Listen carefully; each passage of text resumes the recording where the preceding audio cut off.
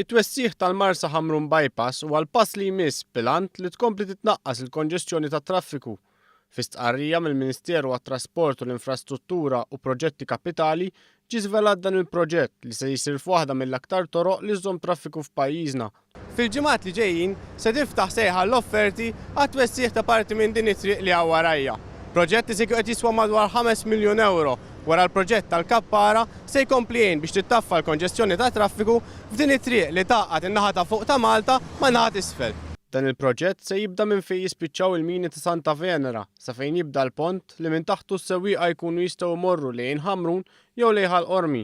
Tkellimna mal-perit Robert Zerafa li spjegalna li minn stħarriġ li sar u kif ġimuri minn National Transport Master Plan din it-triq hija waħda mill-iktar li żżomm traffiku anke minħabba l-fatt li minnha ta' kuljum jgħaddu madwar 55,000 karozza. Se titwessa triq u f'kull kareġġata ser tikkonsisti minn 3 lanes.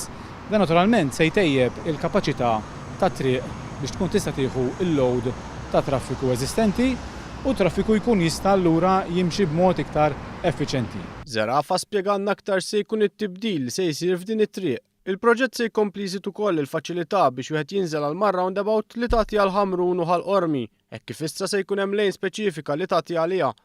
Huwa saħaq li din it-triq għandha ċerta importanza wkoll minħabba li tinsab eżatt bejn il-proġett tal-Kappara u dak tal-Marsa u għalhekk din it-triq se tesperjenza żieda ta' karozzi la darba din il-parti ssir aktar aċċessibbli.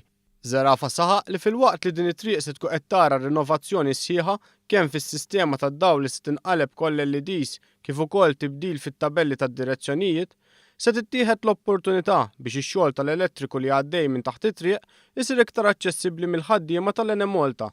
Ser nibnu kanal mal-ġem ta' triq illi fih ser jieħu cables tajjeb illi biex wieħed jagħmel manutenzjoni fuqhom.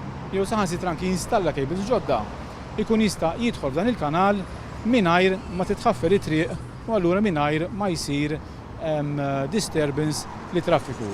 Il-Ministru għat-Trasport qal li fil-waqt li l-Gvern qed iħejji biex is-sena d-dieħla jniedi l-Aġenzija li se tieħu ħsieb it-titjib u l-manutenzjoni kontinwa tat-toroq se jkunu qed isiru aktar proġetti bil-għan li titjib l-aċċessibilità tat-toroq ewlenin li se jitħabbru fix-xhur li ġejjin.